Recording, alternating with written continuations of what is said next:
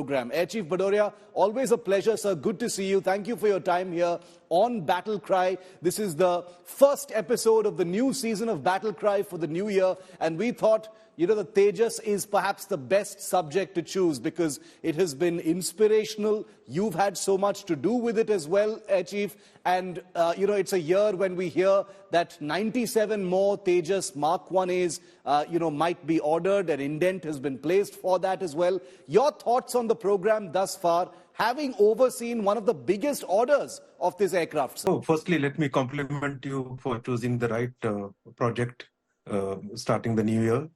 Great choice. I think LCA, if you have to really see, this is what has transformed the aviation industry and the defense industry in many ways, in terms of technology, in terms of making it a successful program, in terms of getting back the confidence to do such programs. It is a huge achievement. I'm now talking of last 20, 30 years of effort that has gone behind. As a aircraft, I think it has come a long way, starting from first flight, our first initial orders of 40. And the Mark 1A order is what really changed the things around. Our order of 83. The industry is getting energized. There are a huge lot of achievements, improvements in the program itself. So overall, I think I have a very good feel about it, firstly, that this is a program which has succeeded and done well. It is an aircraft which today the Air Force is very proud to have in the inventory. It's an aircraft which the Air Force and the industry is moving towards what is to be done next.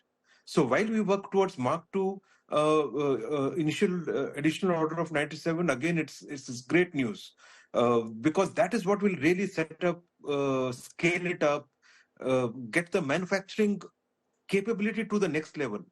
Now we have to think big as an industry. Initial order of 40, 83 was the starting point. I had always maintained that this aircraft 200 plus will come into the service. This is 10 years back. And I'm so happy to see it fructifying in this manner.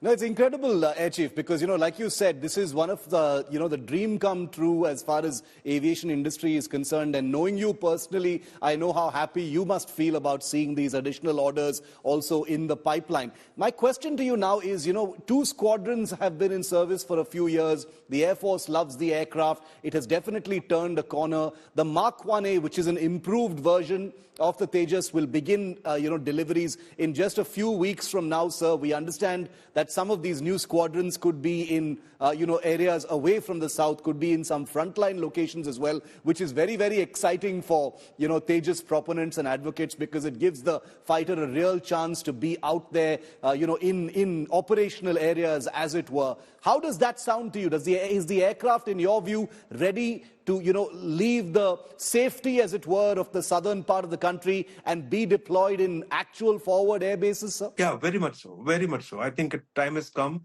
and that's what is happening. The aircraft would get deployed to forward locations. The aircraft is fully settled and capable to be able to handle those tasks. This transition phase has been good. It was required. And as the new squadron form up, they will form up in the south and then move on. Our plan of action, so to say, to induct this smoothly and to build upon it and build our team, build a base to launch from Sulur will remain as the initial, base where all these new squadrons will be bedded in, and I think that is working well. In terms of readiness, when they reach their locations and readiness to do the task, they are absolutely ready. Absolutely, there is no doubt. Air Chief, in the media, in the press, the Tejas is often described as the MiG-21 replacement. Now, we of course know that the Tejas is much more than just a MiG-21 replacement. It's going to perform many more roles than the MiG-21 did. But in terms of the essence of that statement, which is to be a kind of frontline combat backbone for the Indian Air Force, you're saying that the Tejas is ready to fulfill those big shoes that will be vacated by the MiG-21s, because the MiG-21 fleet, as you well know, sir, are on their last legs. The last of those squadrons will be retired very soon. Yeah, absolutely. That is more to say in terms of MiG-21s phasing out, and therefore those squadrons need the replacements for fighter aircraft. So It is a MiG-21 replacement from fighter squadron's point of view. In Hmm. terms of capability, it is well beyond MiG-21. In fact, it is equivalent, very close to Mirage 2000. Right. And that such capabilities normally in terms of performance. But when you start looking at weapons and networking and other capabilities that are quickly being built into, some of those capabilities will exceed Mirage 2000 Hmm. in its current form, and that is what we are looking at. So the one is that will come up now in terms air-to-air refueling capable, data link capable, have secure RT, have more advanced weapons, BVR which is much more capable, Yes. precision weapons which are 100 kilometers kind of weapons air to ground. So the capability is only getting enhanced. In numbers, it's a MiG-21 replacement. In capability, is much beyond, and that's what we have to remember. My final question to you, sir, and it leads into from what you said about the AMCA itself, because, these are complicated matters. You've been Chief of the Air Staff, so you've had a chance to, get the deepest possible view about all these decisions, and the kind of inventory that the Indian Air Force gets. Something that you must have heard quite often from the media, from others, would be that, US के पास already है 5th generation fighter, China के पास आ गया है, Russia के पास भी आ गया है, why doesn't India have it? Why is India building a 4th generation fighter? As far as the AMCA is concerned, that is also not a new program. That's been on for a while. Can you give us a perspective as a former chief, sir? Where do we stand as far as 5th generation fighter program is concerned? When do we expect that to come online, sir? In terms of technologies for the 5th generation, I think except for the stealth, some of which needs to be established in terms of confirmatory tests and final result of it. In terms of other systems, basic designs and all, we have come a long way. I don't think the risk levels are high enough to get worried at all. Whether we can make a 5th generation aircraft, looking at today, absolutely yes, there is no doubt.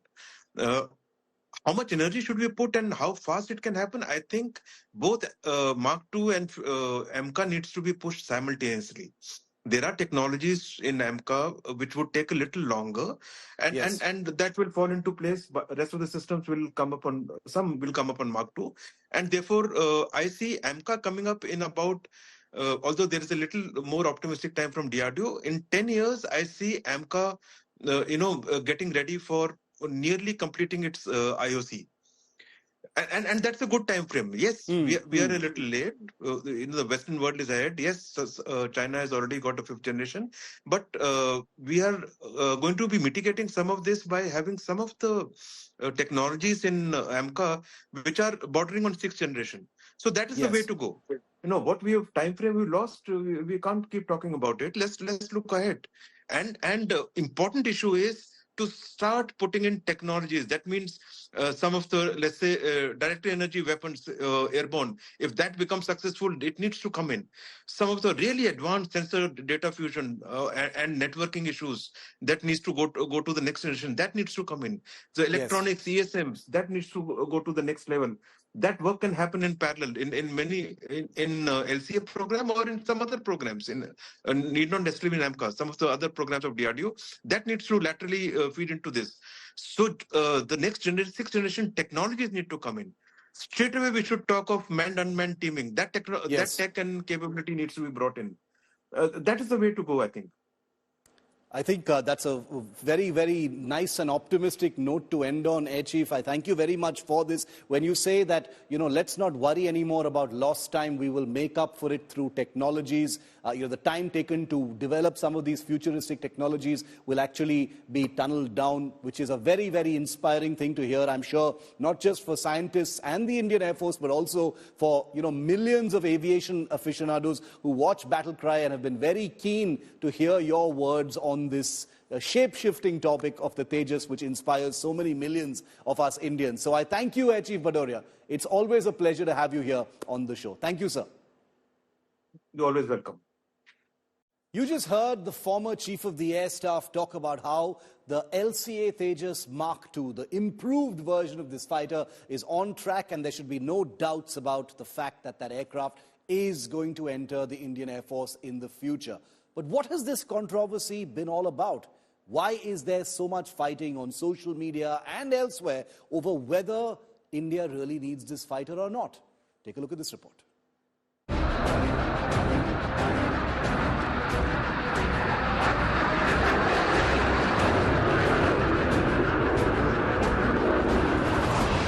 For a country to operate a homegrown fighter is no small feat.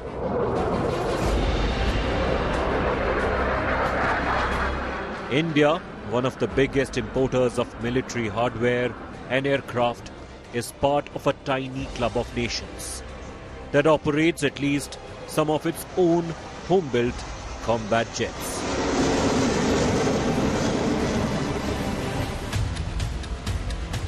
The Tejas has been in service since 2016. And in weeks from now, the first of 180 improved Tejas Mk2 jets will join service.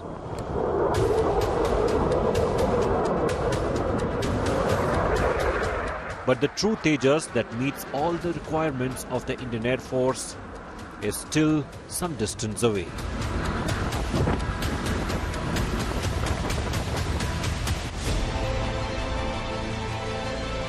It's called the LCA Mk2.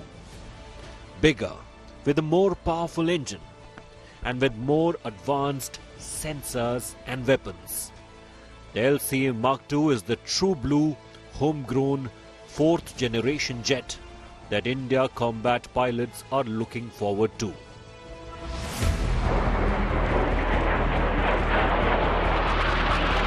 The Tejas Mk2 is being developed to replace the aging Jaguars, Mirage 2000s and Mk29s, currently in service with the Indian Air Force.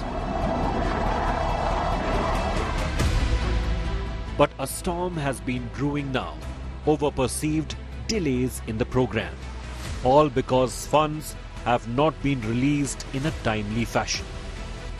Earlier, aimed at a first flight by 2023, it is now clear that the LCA Mk2 won't take to the air before 2027.